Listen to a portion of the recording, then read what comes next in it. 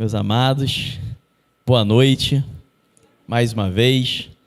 Grande alegria estar aqui com vocês. Faz alguns meses que eu não pude estar por conta da nossa reunião lá em Indaiatuba, no interior de São Paulo. Sempre um prazer inenarrável estar aqui, um privilégio, honra, muito bom. Esse final de semana, meus irmãos, a gente teve o nosso Céu na Terra anual e foi tão gostoso passar o dia todo de ontem aqui, vendo como o Espírito Santo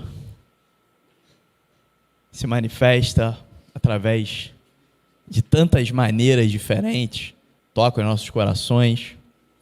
Meus irmãos, vocês desculpam, mas vocês vão me ver emocionado aqui várias vezes hoje, porque eu sei que o Senhor tem uma palavra de amor para as nossas vidas.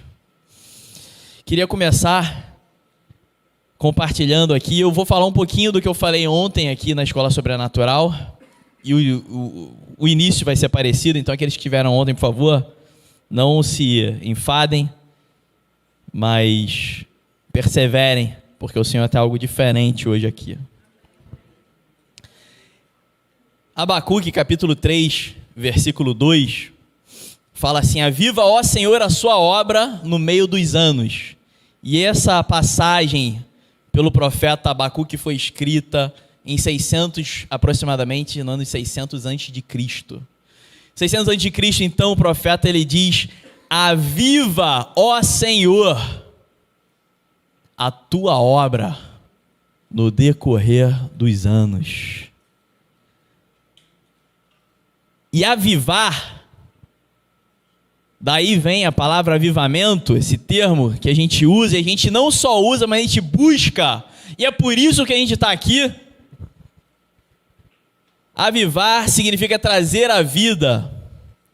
E Abacuque falava isso já no século 6 a.C., porque ele via que a sociedade, como diz a palavra, o mundo jaz no maligno, a sociedade, por conta dos trabalhos do inimigo que vem para roubar, matar e destruir, a sociedade destruída, morta pelo pecado, precisava então ser levantada, ser reavivada, ser avivada, ser trazida de volta à vida.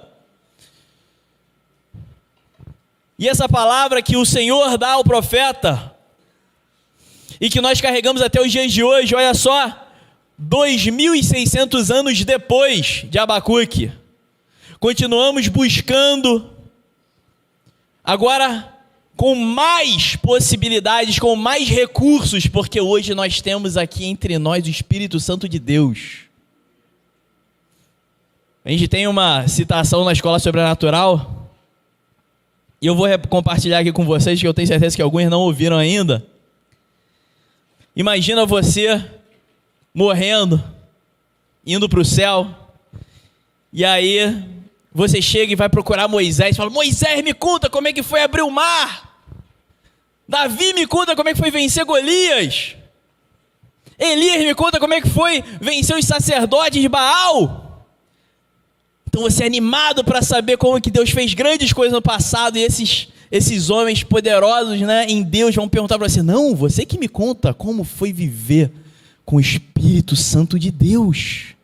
Como foi viver sendo templo do Espírito Santo de Deus, tendo acesso direto. Essa passagem, essa ilustração, ela mexe comigo. Porque hoje nós temos esses recursos todos para viver esse avivamento, 2.600 anos depois de Abacuque, de uma maneira muito mais poderosa, muito mais presente, e o principal, constante. Um avivamento pessoal que incendeia aqueles ao redor e traz o avivamento regional, geográfico. Avivar, então, é trazer a vida. E ontem, eu li aqui, eu vou reler. Então pode colocar aqui, Joel capítulo 2, versículo 12 e 13. 830 anos antes de Cristo, o Senhor já falava com o profeta, e falava assim: ainda assim agora mesmo diz o Senhor, convertei-vos a mim de todo o vosso coração, isso com jejuns e com choro e com pranto. Diz ainda o versículo 28 e 29 de Joel: e acontecerá, depois que derramarei o meu espírito sobre toda a carne, vossos filhos e vossas filhas profetizarão, vossos velhos sonharão e vossos jovens terão visões. Isso tudo porque o Senhor nos exorta a deixar essa velha vida de morte através do pecado, através de uma atitude de arrependimento e humilhação, arrependimento, confissão e humilhação perante do nosso Deus, para experimentar essa boa, perfeita e agradável vontade, em que o Senhor vai derramar o seu Espírito até sobre os servos e sobre as servas derramarei o meu Espírito naqueles dias.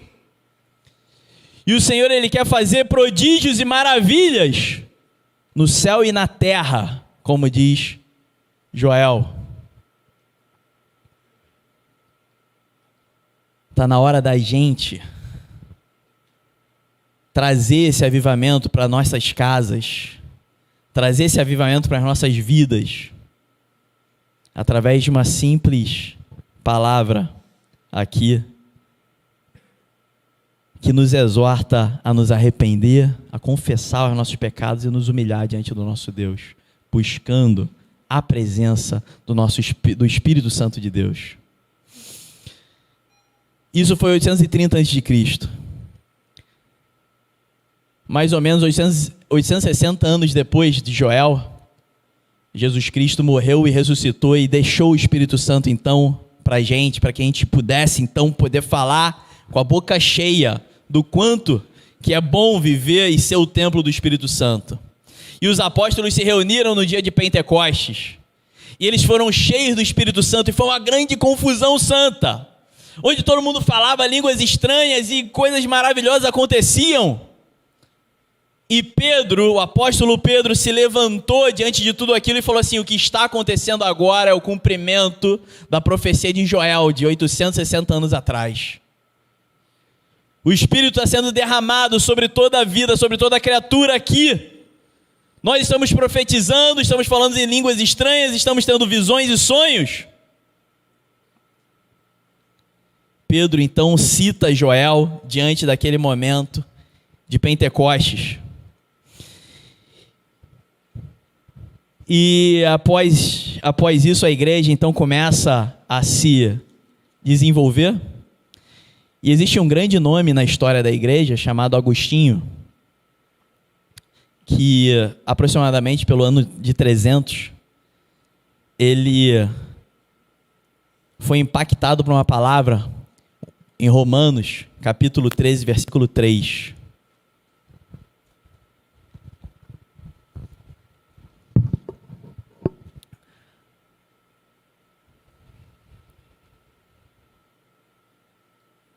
Não é esse não, desculpa. Deixa eu pegar aqui.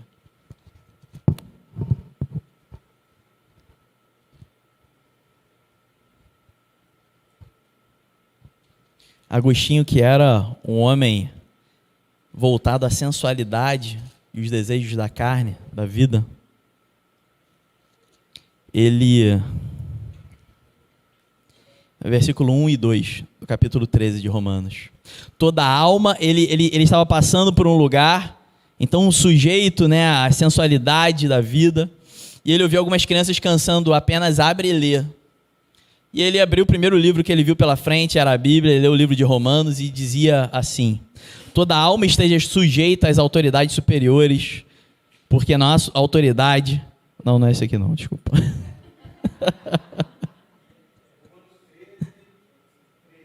13:13, obrigado, irmão. Amém, todo de ontem. Andemos, obrigado, porque eu deixei aqui minhas anotações, eu perdi, valeu. Andemos honestamente como de dia, não em glutonarias, nem em bebedeiras, nem em desonestidades, nem em dissoluções, nem em contendas e inveja, mas revestivos do Senhor Jesus Cristo e não tenhais cuidado da carne em suas concupiscências. Esse homem, então, sendo impactado por essa palavra, ele começou a deixar as concupiscências da carne de lado para se entregar completamente ao Senhor Jesus. E ele escreveu um livro muito famoso até os dias de hoje, chamado Confissões. Nesse livro ele confessa e ele começa um processo espiritual de confissão de pecados, como diz a palavra de Deus lá em Joel. A confissão era muito necessário, o arrependimento era muito necessário para que hoje a gente pudesse viver um avivamento no Espírito Santo. Em 1328, John Wycliffe, na Inglaterra, olha só, 1328, esse homem apresentou 18 teses em arrependimento, contra algumas práticas que eram realizadas pela igreja naquela época, igreja católica. E ele começou um processo de reforma, olha só, 1000 anos depois de Agostinho, tá? Esse processo de reforma ele continuou. 1415, John Hus, em Praga, ele foi condenado à morte, foi queimado. E ele profetizou ao ser queimado. E ele pregava essa mesma reforma de John Wycliffe. E ele, ao ser queimado, ele profetizou que 100 anos viria um homem que traria essa reforma por completo. 100 anos depois da morte de John Hus, Lutero apresenta as suas 95 teses da reforma. Olha só, meus irmãos, como isso está tudo conectado. Num período, em 1540, então 1717, Lutero apresenta as 95 teses. Em 1517, em 1540, Calvino, sucessor ali também reformista, ele é convidado a retornar para Genebra, olha só. Então olha só, você vê o Espírito Santo, ele tocando o profeta Joel, tocando o profeta Abacuque, falando sobre um avivamento, falando sobre a necessidade do arrependimento, da confissão de pecados, da humilhação, e que então viria o Espírito Santo de Deus. 300 anos depois de Cristo, ou melhor, logo após a morte e a ressurreição de Cristo, o Espírito Santo é derramado. 300 anos depois, o Agostinho, então homem de Deus, confessa, escreve um livro aí que é um dos mais lidos do mundo. 1000 anos depois de Agostinho, você começa uma transformação na igreja, uma reforma, que é um movimento de arrependimento, e arrepender significa mudar de direção. E a igreja começa a mudar de direção porque haviam várias práticas que não condiziam a palavra de Deus. E Calvino, então, logo depois de Lutero, ele é convidado, ele era de Genebra, e ele chegou a ter um papel muito importante na cidade de Genebra, foi exilado e foi chamado novamente. E Calvino, na cidade de Genebra, implantou um hospital, o primeiro hospital do mundo universal, que atendia qualquer pessoa. Ele implantou naquela cidade ali o ensino do evangelho para todas as pessoas, em todas as escolas. Calvino fez com que Genebra fosse reconhecida por um outro grande homem de Deus daquela época, John Knox, um outro reformador, com a melhor escola, perfeita escola, desde a época dos apóstolos, pela aplicação da palavra de Deus naquele lugar. Existia então uma confissão secular, existia ao longo dos séculos reforma, arrependimento. Ainda naquela época, um pouco depois, 200 anos mais tarde, os morávios começaram, meus irmãos, nada mais, nada menos, em 1727. Olha, eu tenho um ponto, eu quero chegar a um ponto. Os morávios iniciaram uma torre de oração, meus irmãos, e ficaram nada mais, nada menos do que 100 anos orando ininterruptamente. Vocês já imaginaram isso? 100 anos orando ininterruptamente. Você sabe o que aconteceu? Através de todos esses movimentos em que houve o arrependimento, em que houve uma mudança de direção, o povo de Deus começou a se humilhar. E o povo de Deus que buscava viver essa realidade não conseguia viver normalmente nos outros países porque era perseguido, e se humilhava então para buscar lugares onde eles poderiam viver, e migravam então para os Estados Unidos, ainda a colônia da Inglaterra, iam para Genebra como refugiados, eram recebidos ali pela sociedade que queria viver um padrão do Senhor. Fundaram várias cidades na nova colônia, ou seja, nos Estados Unidos, debaixo da orientação de Deus. humilhados porque não poderiam viver na sua própria terra, eram ali expulsos, oprimidos, buscavam então um lugar onde eles pudessem ser, onde eles pudessem buscar um avivamento do Senhor e ser e viver a realidade do Evangelho. Esses irmãos moráveis, então, na República Tcheca, passaram 100 anos de oração, começando em 1727. E, meus irmãos, naquele período, começou um grande movimento de avivamento. Ainda nesse século, em 1700, nos Estados Unidos, ainda colônia da Inglaterra, Jonathan Edwards é reconhecido como o pai do avivamento até hoje. Ele começou a pregar a palavra de Deus, pregar o arrependimento, pregar a santificação, a remissão dos pecados. E num país, naquela época ainda colônia, com 300 mil pessoas, 50 mil pessoas já eram membros de uma igreja. Esse homem alcançou milhares de pessoas ainda em 1700, quando não tinha Instagram. Às vezes você faz um post no Instagram, você alcança 300 pessoas, esse cara alcançou 50 mil pessoas. Na Inglaterra, John Wesley, no mesmo período, meus irmãos, isso não é desconectado. Existia um povo orando durante 100 anos para que acontecesse um avivamento, para que o Espírito Santo fosse espalhado. E nesse mesmo período, na Inglaterra, John Wesley converteu 75 mil pessoas, pregando de forma itinerante, saindo com o seu cavalo. George Whitefield, amigo de John Wesley, também na Inglaterra, começou movimentos que não existiam naquela época, movimentos de pregação ao ar livre. E eles, meus irmãos, imagina, sem rede social, eles juntavam 30 mil pessoas ao ar livre para espalhar a palavra de Deus, e as pessoas eram confrontadas pelo poder do Espírito Santo e se entregavam ao Senhor. Isso porque existia um processo de humilhação, existia um processo de arrependimento global, existia um processo de oração, de intercessão, onde os caras lá na República Tcheca, conta que John Wesley, ele estava no navio, uma das primeiras viagens missionárias para os Estados Unidos. Ele estava no navio, e esse navio ele começa a entrar numa tempestade. E as pessoas ali começam a ficar com medo, mas os irmãos da Morávia estavam no mesmo navio. Esses irmãos da Morávia, que estavam em 100 anos de oração, buscando o mais do Espírito Santo, eles continuaram cantando cânticos ao Senhor. E John Wesley ali, ele indo pregar, ele estava indo pregar para os índios nos Estados Unidos, escuta essa, os indígenas. E John Wesley viu aquilo ali e ficou impactado. E ele falou assim, e olha só o que ele falou: eu não sou convertido, eu preciso me converter. Diante da inabalável crença daqueles irmãos, daquele amor inabalável, ele falou, eu preciso me converter. E ali ele teve a sua conversão, ou a sua reconversão. E aí quando ele voltou para a Inglaterra, começou esse movimento avassalador. O Espírito Santo então sendo levado para todo mundo de uma forma assim, meus irmãos, de milhares a milhares. O povo de Deus então buscando com toda a dificuldade viver a realidade do Evangelho. Em 1904, aproximadamente 150 anos depois, toda essa busca por avivamento culmina no país de Gales, onde um menino de 26 anos chamado Evan Roberts, esse menino que foi fazer o seminário de teologia, com 15 dias do seminário, ele teve uma visão dos amigos dele de infância. Sabe o que ele fez? Ele voltou para casa.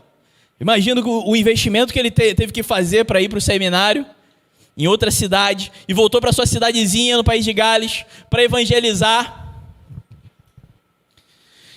E chegando naquela cidade, esse menino que ele queria expandir, ele queria viver a realidade do Espírito Santo de Deus, e com certeza a única informação que ele tinha sobre aquilo ali era relatos de pessoas que às vezes vivenciaram as pregações de John Wesley, de George Whitefield ou de Jonathan Edwards, e a palavra de Deus, o livro de Atos.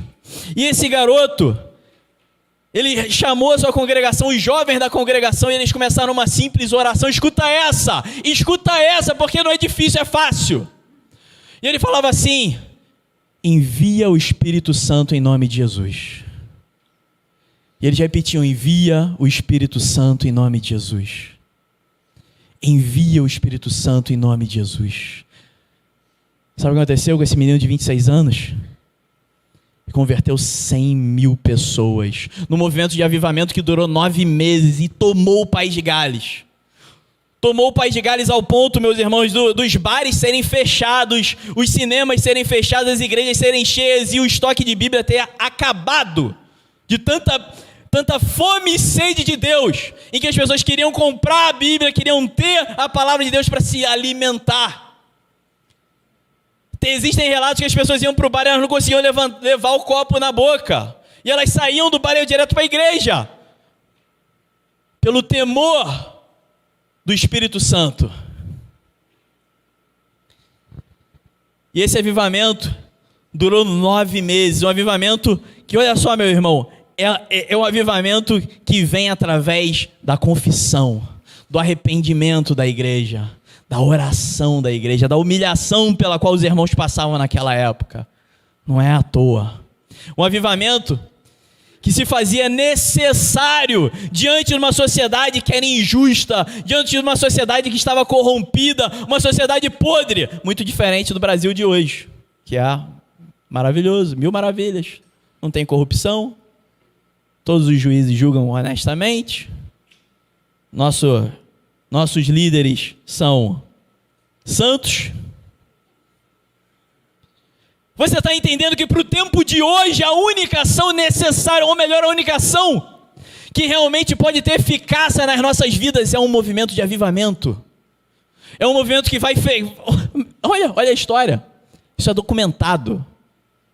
As pessoas contam, no país de Gales, nessa época, em 1904...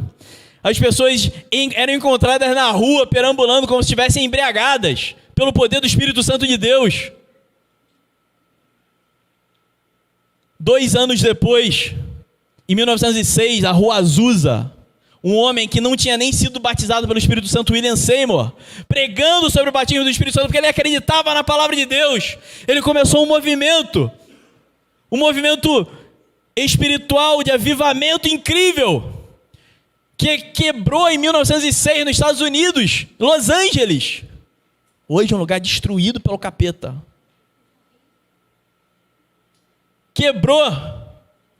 Quebrou as diferenças raciais. Você tinha negros e brancos ali orando juntos, louvando juntos, buscando ao Senhor juntos e caindo no chão, estatelados pela presença de Deus juntos.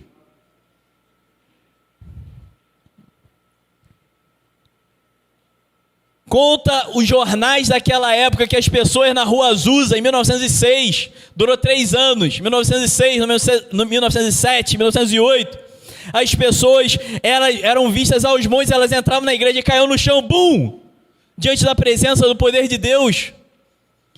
Isso impactou a sociedade grandemente, muitas pessoas foram lá para ver, para tentar entender, caramba, eu quero esse poder, eu quero viver essa verdade, eu quero esse Espírito Santo dentro de mim.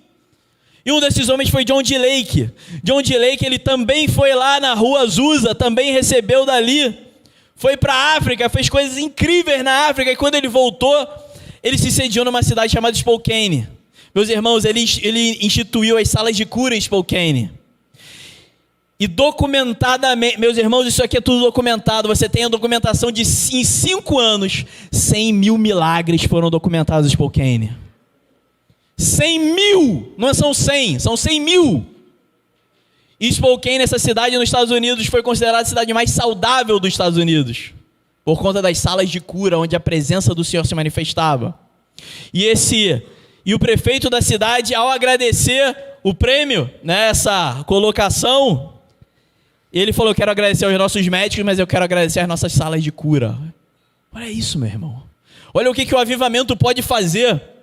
O avivamento, ele pode trazer uma redução da imoralidade, um fim da imoralidade. Você vê, as pessoas não iam mais para bar, não iam mais para prostituição, as pessoas queriam buscar o Senhor. O avivamento traz a presença de Deus, as pessoas embriagadas no meio da rua, não conseguiam nem andar, porque queriam mais do Senhor e recebiam do Senhor, e era visível, era sensível nas ruas. O avivamento, ele traz saúde, traz cura. E não é só a cura sobrenatural do Senhor, mas você vê lá Calvino, lá em Genebra, abrindo um hospital que atendia todas as pessoas, o que não existia naquela época. O avivamento, ele quebra com todo o movimento que tenta separar as pessoas, as raças, as classes sociais. Acaba com isso. O avivamento vem pelo Espírito Santo para unir o corpo de Cristo. E eu queria falar para vocês sobre o avivamento nas Ilhas Hébridas, que aconteceu então por volta da década de 30, de 40 e 50. E como que esses movimentos de avivamento no passado, eles são para nos inspirar hoje a buscar. E da mesma forma como esses homens e mulheres do passado receberam o avivamento do Senhor, nós podemos receber. A sociedade está destruída. Se a gente não se levantar, nada vai acontecer.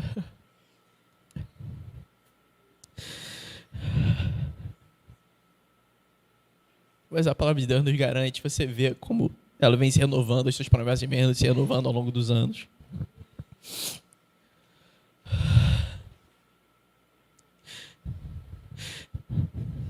Segunda Crônicas, capítulo 7, versículo 14, como vocês sabem muito bem, diz: se o meu povo, que se chama pelo meu nome, se humilhar e orar e buscar a minha face e se converter dos seus maus caminhos, então eu ouvirei dos céus e perdoarei os seus pecados e sararei a sua terra. Existe uma chave para o avivamento. Essa chave, ela vem através de oração, vem através de humilhação, vem através de arrependimento. E se a igreja não se humilhar, não se arrepender, não buscar a presença do Espírito Santo, isso não vai acontecer. E a gente vai passar em nossas vidas aí, ouvindo história, vendo como que a palavra do Senhor, ela é verdadeira, porque não tem como mentir. Mas a gente não vai ver acontecer na nossa frente. A gente não vai ver acontecer no nosso meio. Não vai ver acontecer com aqueles que nós amamos. E você vê ao ponto que chegou a cidade de São Francisco, por exemplo. E não é de agora. O ponto que o Brasil está chegando. Nosso Deus é um Deus de promessa, meus irmãos. Nosso Deus é um Deus de aliança. Ele é um Deus de verdade. E é por isso que eu quero te convidar agora a trazer para a nossa verdade a presença do Espírito Santo. Quero convidar o grupo de louvor, por favor,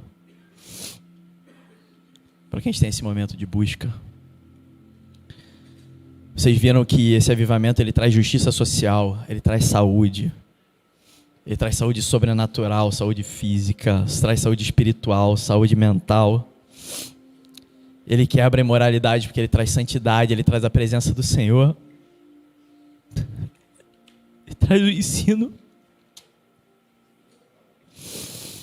O ensino da palavra do Senhor, o ensino universal. Só depende de uma coisa. Só depende de uma atitude nossa. Uma atitude de fome, uma atitude de sede, uma atitude de humilhação, de amor, de arrependimento. Só disso. Hoje é dia de ceia. E o apóstolo Paulo nos ensina a olhar para dentro de nós mesmos e buscar esse arrependimento daquilo que está nos impedindo de viver a santidade que o Senhor preparou para nossas vidas. Uma santidade que não deve ser vivida por nenhum tipo de performance, não para a gente chegar a algum lugar, mas uma santidade que deve ser vivida por quem nós já somos. pela nossa identidade.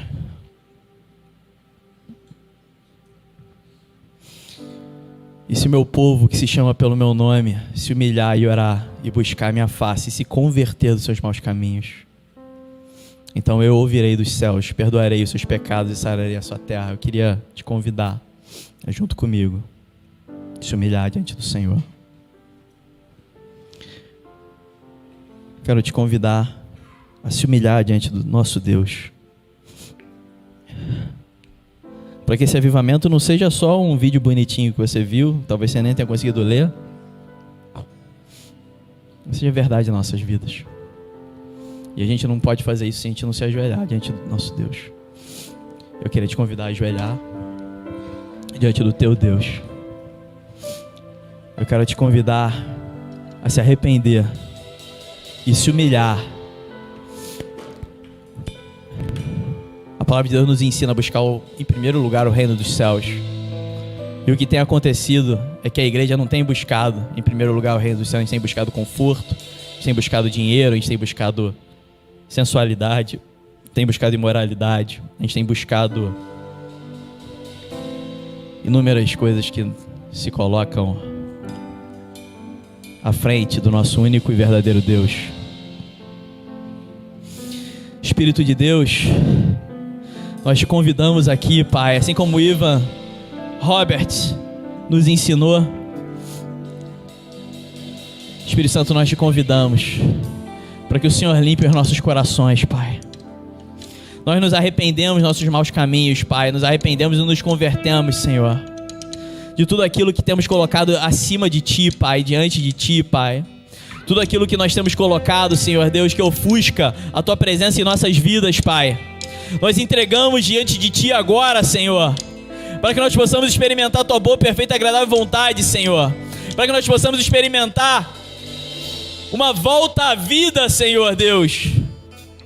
Que o pecado da negligência, muitas vezes a Tua palavra, da negligência ao Teu Espírito Santo, que o pecado, Senhor Deus, que muitas vezes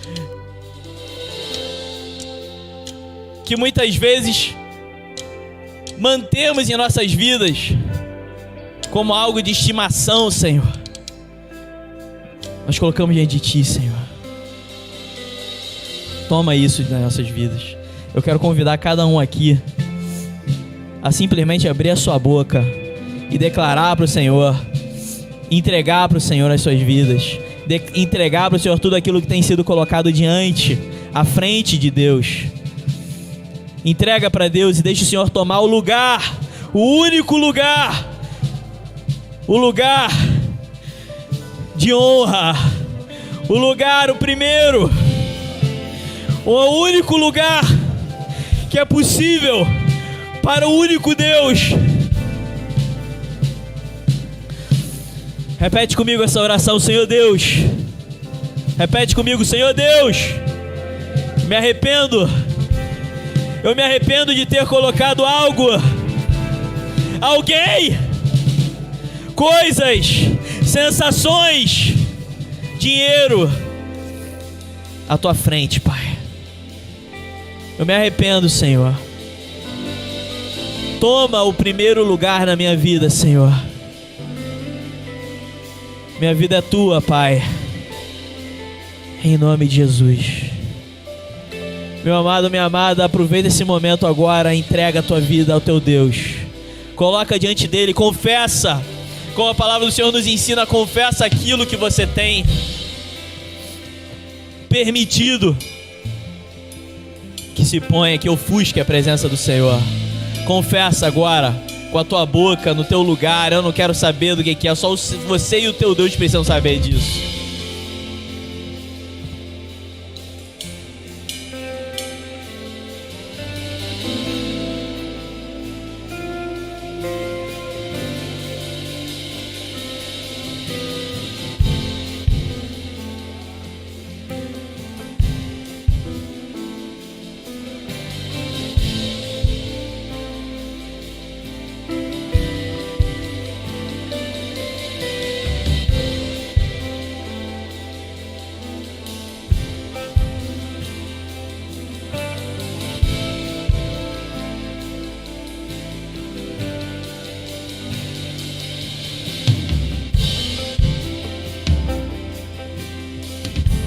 Os irmãos moráveis ficaram 100 anos orando. Foi uma torre de oração. E essa oração não cessava, 100 anos.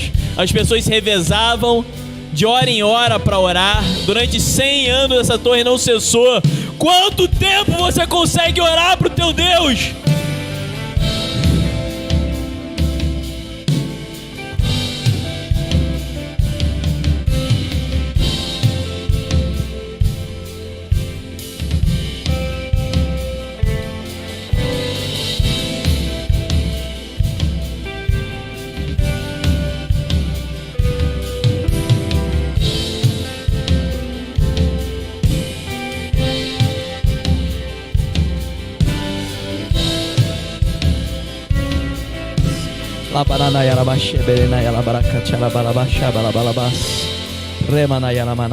Mais, Pai. Vem, Senhor Deus, vem curar, Senhor Deus. Vem nos libertar, Senhor Deus. Essas mentiras que a gente acredita, Senhor Deus, e nos impede, Pai, de se entregar completamente a Ti, Pai. Nos cura, nos salva, Senhor Deus. Mais da Tua presença, Espírito Santo de Deus. Mais da Tua presença, Espírito Santo de Deus.